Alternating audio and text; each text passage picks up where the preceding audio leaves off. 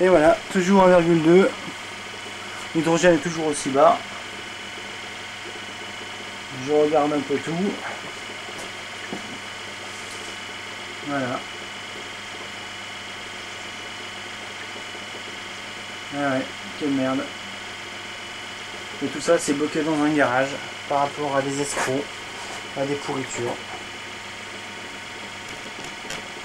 Alors qu'effectivement, la survie de notre espèce est en danger pour une histoire de fric. Et la France va vous taxer 300 € par mois. Le gouvernement français, 300 € par an, ils vont vous piquer pour traiter ce CO2, alors que ça servira à rien. Et tout ça pour dissimuler les crimes. C'est la vie.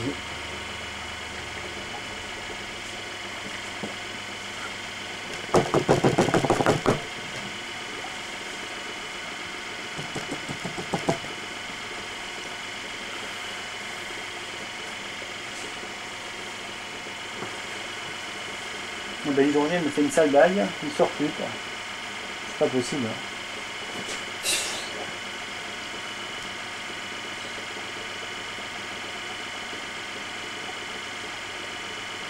Ouais. Enfin bon, faut dire quand même, pas beaucoup de CO2 traité là. Donc c'est à 80% de réduction. Et puis en plus je sors et je ressors.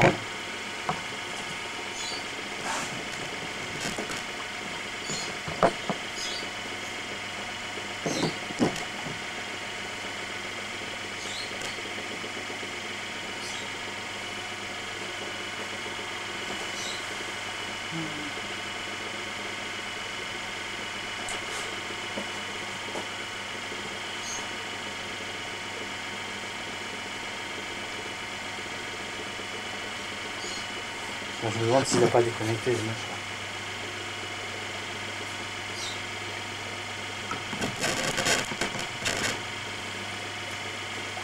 Je réinitialise.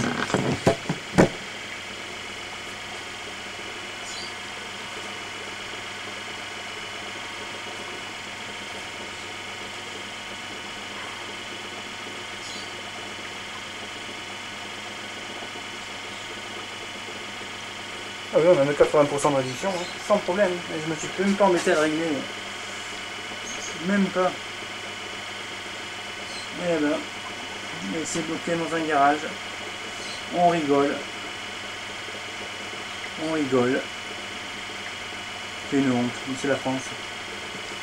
La France en fait tout pour enterrer des trucs comme ça, alors. Je préfère prendre les Français pour des vaches à lait.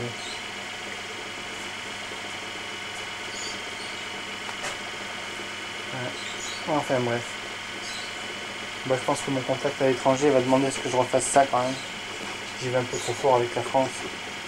Nos diplomates vont avoir du mal à suivre. Comme ils n'ont pas forcément en étranger envie de se prendre la diplomatie française dans la poire. Pour nous, j'en ai rien à cirer moi. J'ai fait assez d'efforts pour que ça se fasse en France. Mais enfin bref.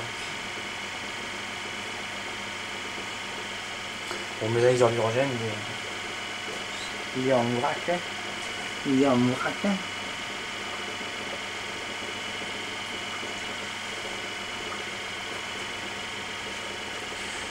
Encore 600 secondes.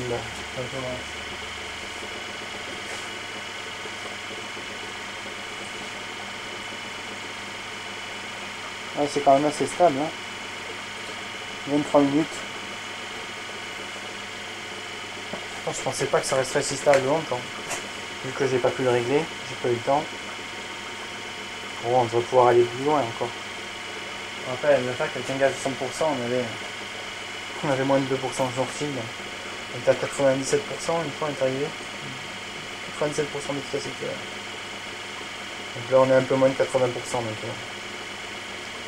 23 contre 5% en entrée, 5,1 exactement. On ne va pas chipoter sur les petits chiffres. Hein. Si on pouvait réduire nos émissions de 80% au niveau industriel, ça représente des centaines de millions de tonnes qui ne seront pas émis, rien qu'en France. Au niveau mondial, on parle de 70% des émissions anthropiques de CO2 ce qui est déjà assez colossal, il faut le dire. Donc si en plus on se sert du CO2 pour produire de l'hydrogène, à l'état natif, il faut bien le dire, ça fait quand même une sacrée différence. Hein. Donc outre le fait de ne pas coûter un rond en taxe carbone, ça pourrait créer des centaines de milliers d'emplois, avoir un impact nettement supérieur au niveau du traitement du CO2 et produire suffisamment d'énergie pour nous passer du pétrole. Parce que là, bon, c'est olé l'appareillage. Hein. Tout en PVC, niveau sécurité, on ne peut pas dire que ce soit le top. Au niveau des fuites, c'est pas l'idéal. Mais bon, on a une production d'hydrogène qui se voit, qui se mesure, même si elle est encore faible. Parce que bon, avec les niveaux de traitement du CO2, on traite un gaz à 5%, donc 5% sur 1 litre minute à peu près, c'est la taille du prototype. Ça va pas loin, quoi. On doit produire quoi, 10, 20, 50 litres d'hydrogène minute, ce qui est ridicule. Et vu les fuites, j'ai du mal à le mesurer. Mais bon, on mesure de l'hydrogène, ce qui prouve qu'il y a bien une production d'hydrogène, étant donné que d'ordinaire, il n'y a pas d'hydrogène dans un garage. Donc il faut bien qu'il naisse quelque part. Moi je vous dis qu'il naît de mon appareil. Ce qui est logique, c'est de la chimie. Donc faut-il comprendre comment ça marche. Mais bon, ça marche, comme vous pouvez le voir. 1,23 en sortie, 5% en entrée.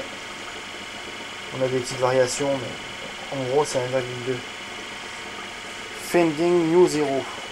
Alors, est-ce qu'il marche cette saloperie? Ah, je reprends l'analyseur. Hop. L'analyseur d'hydrogène. 0,001%. Sur la sonde, on a hop, on a rien du tout, pas un seul point. Alors, oh là là, faut maîtriser. Hein. Je le mets au niveau de la sortie hydrogène, lequel est à l'air libre. Et là, effectivement, on voit une augmentation encore faible, mais qui existe en hydrogène. Donc normalement, si je touche pas, il devrait augmenter progressivement. Oh purée. Voilà, je crois que je l'ai là. 0,1%. On a un petit point rouge sur la sonde. Donc c'est très enfin c'est bon entre guillemets quoi. C'est pas 10 litres minute qui sort. Hein. C'est des traces d'hydrogène. Parce que de toute façon il y a des fuites. Et puis on vient juste de le mettre dans l'appareil. Donc il faut le temps que la sonde fasse son travail. Hop. Voilà, donc on revient sur le CO2. 1,23, 1,24. C'est relativement stable. Ça bulle toujours autant. Donc ça bulle.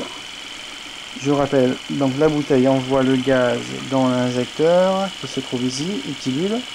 Là on a deux sorties au niveau de l'injecteur qui sont importantes. Donc ça c'est l'entrée. Par où ça rentre là. On a la sortie eau. Hop, attendez, je me passe un peu. La sortie eau qui envoie dans l'appareil. On voit que ça bulle. Et on a la sortie ici qui envoie hop dans le verre où on voit bien que ça bulle. Donc on a une surpression. C'est pour prouver que le gaz qui rentre dans l'appareil est bien ce qui sort de la bouteille. Donc effectivement, c'est bien ce qui sort puisque on a dans l'injecteur un surplus de gaz qui est évacué par ce tuyau vers le verre. Et le CO2 est injecté hop, dans l'appareil et il ressort ici purifié du CO2. Donc là c'est un modèle à deux sorties parce que c'est plus pratique pour moi, mais on peut en faire une, à 3, à 4, à 10, à 50, enfin comme on veut, hein. Ça n'a absolument aucune forme d'importance. Et donc ce qui sort de l'appareil c'est 1,25% de CO2 contre 5,1% en entrée.